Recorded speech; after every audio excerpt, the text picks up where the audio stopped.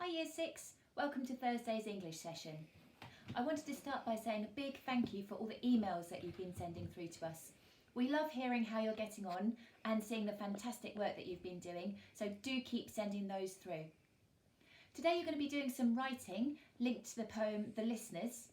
You've already come up with some excellent language ideas, so your job today is to think about how to piece those together really carefully to come up with a great piece of creative writing.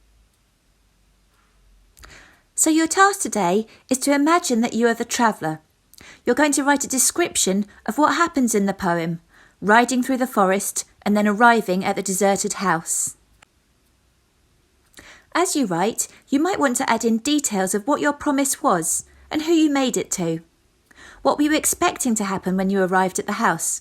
And how do you feel when you arrive to discover that it's actually deserted? Your learning objective is to select vocabulary to describe setting and atmosphere. So don't forget to describe what it's like as you move through the forest. What can you see? What can you hear? How do you feel? As you write, try to use a variety of sentence structures and a range of punctuation. Last week, Mrs. Taylor reminded you about some of the sentence structures we've practiced using in Year 6, so I'm going to remind you about some of the punctuation you could include. A semicolon can be used to join two linked sentences. Using one can improve the flow of your writing. I'm going to use a semicolon to join these two sentences together.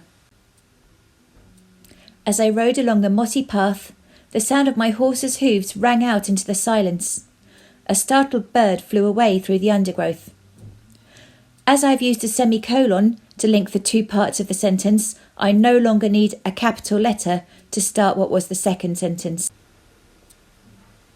A colon can be used to add extra detail to a sentence or before a list of three.